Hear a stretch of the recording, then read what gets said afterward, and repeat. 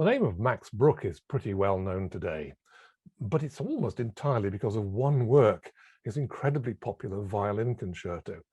Apart from a piece called Scottish Fantasy, also for violin and orchestra, which sometimes gets performed as a virtuoso treat, that's about all the Bruch that's known today. And this is a real tragedy, because poor Bruch, he wrote this violin concerto when he was quite young, and sold it to a publisher, because he had no name, for a miserable sum, an outright one-off payment, and then had to spend the rest of his life watching as the piece, the violin concerto, was performed throughout the world with incredible success, and he never made a penny from it. In fact, it seems that poor Bruch actually really was a bit financially doomed, because he died in poverty well into the 20th century with his name almost entirely forgotten, except for that violin concerto, which has just continued to be popular right through to the present day. But he did write quite a lot more. The violin concerto is the first of three, for instance. And then there's also this concerto for violin and viola. Actually, it was originally written as a concerto for clarinet and viola, with Max Bruch's son as the clarinet soloist. But Bruch provided this adaptation for violin and viola, which works extremely well.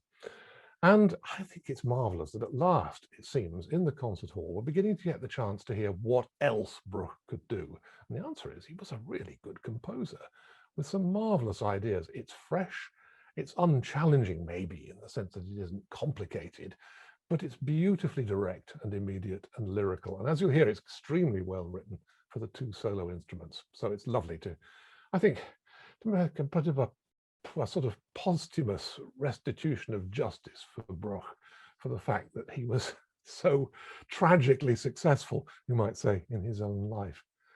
After this comes a symphony by Mozart, so-called Linz Symphony, because, well, there's a remarkable story here.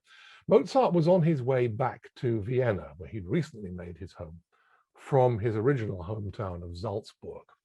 And that would involve a lengthy trip, a boat trip down the River Danube for most of the length. He had to make a stop off at the city of Linz, which is right up in the north of Austria. And when the local count heard that Mozart was stopping by, he besieged Mozart immediately with requests. Is there any chance you can write us a symphony? I'll give you a lot of money. And unbelievably, Mozart wrote the thing in just 4 days. Now, I think it's fair to say that this is something of a breakthrough piece in Mozart's work. He'd already beginning to show in some of his earlier symphonies that he had something really important to say in this medium. But this is just after the great break, where Mozart had managed to free himself rebelliously, both from his father's domination and from the servitude of being the court composer to the Archbishop of Salzburg, who just doesn't seem to have appreciated his brilliant young Kapellmeister at all. Moving to Vienna had been an existential step. It had taken him to a new level musically. He was poised now to write his first great string quartets, his first great operas. The Marriage of Figaro was just around the corner. And you can sense something of that excitement, all this brewing and fermenting away, in this remarkably joyous piece, the Linz Symphony. It's Mozart at his most sun-drenched, I think. There are reflective moments, of course, and Mozart always has that kind of interestingly emotional spectrum quality. You know, there are always ambiguities and shadows and whatever else, but it is a remarkably positive piece. This is a young man who realizes that he's made the right decision in leaving home, defying his father, defying the Archbishop, setting up as a freelance musician, and for now seems to be doing extremely well. He's got everything in front of him. It's going marvelous. He's got aristocrats begging him and offering large sums of money to write symphonies. It couldn't be better. And I think you can sense something of that in this symphony. Of course, it wasn't to continue like that forever, and darker clouds, of course, appear in Mozart's music later on. But for the moment, let's stand with him at this threshold of what seems to be a very exciting career and rejoice with him in this wonderfully joyous music. Finally, the star work in tonight's concert, Mendelssohn's Scottish Symphony. Actually, it seems Mendelssohn doesn't seem to have considered originally calling it a Scottish symphony. It may even have been the publisher's decision to call it so, but it is definitely, whether the title is or not, a Scottish symphony. He began it in 1829 at the age of 20. He was already a very experienced composer with masterpieces like the Octet, the Midsummer Night's Dream Music, and the First String Quartet behind him. He'd also written 2 other symphonies. But this was to be his first real romantic symphony, because it's about, not just about a marvelous symphonic argument, an exciting symphonic argument in music, symphonic drama. It is definitely illustrative music.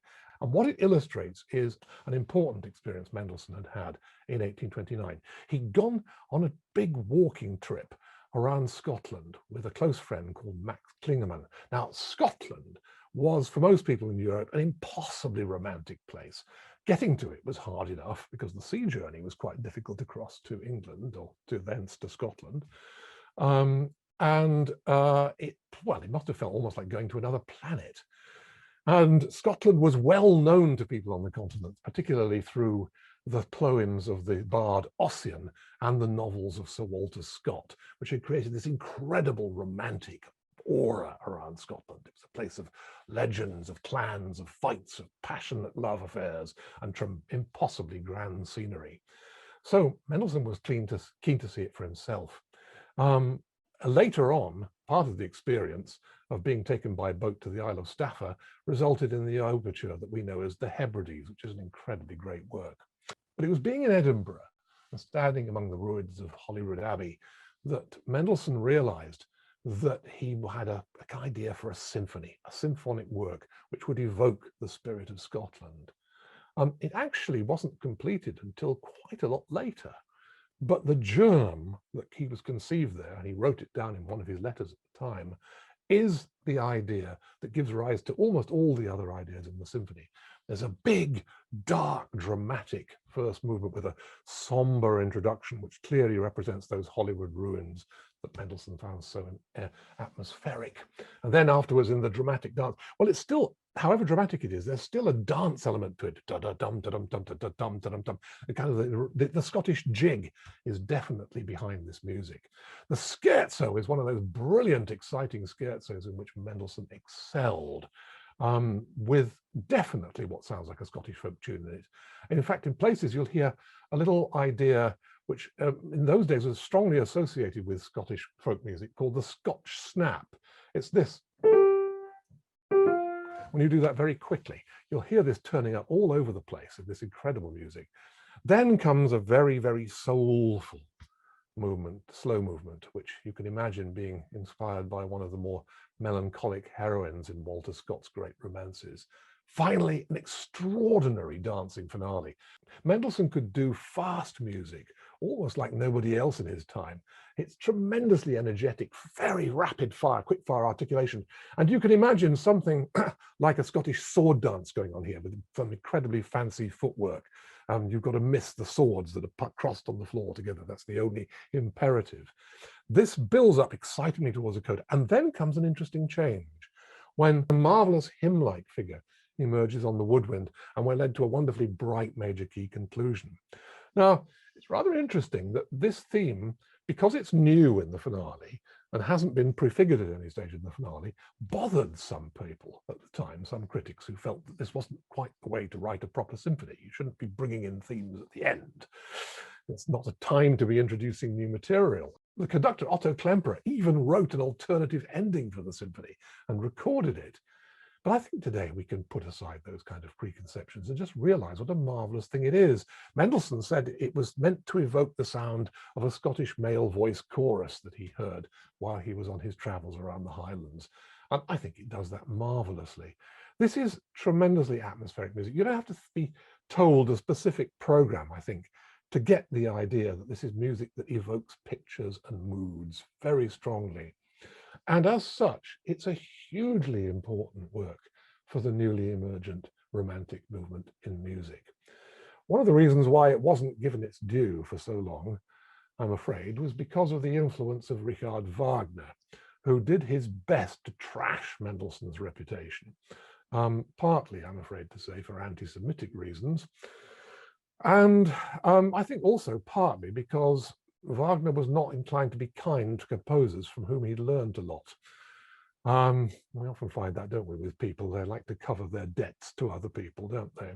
Wagner's influence was so powerful in the late 19th and early 20th century that the effect of what he wrote influenced a lot of people. But in recent years, it's been marvelous to see Mendelssohn coming back into his own as people forget what was said later by him. Just listen to the music as itself and realize that actually he was a fabulously inventive composer with an amazing sense of color and of drama and an ability to do this at the same time in beautifully constructed symphonic form, because this is a piece of music that just holds you on its own terms from the beginning right through to the end, like a great arch of journey, a sort of journey arch. It's really beautifully conceived. And I'm delighted as well, because I can remember as a boy that people actually used to dismiss this work and say, oh, it's a bit stale, it's a very pretty, it's not anything like as powerful as what was to come later in the Romantic movement. And now I'm glad to say that that's completely changed, because I thought it was wrong when I was young, and I'm feeling quite vindicated. It's a tremendous piece. And if any of you are lucky enough to be hearing it for the first time, then I wish you joy.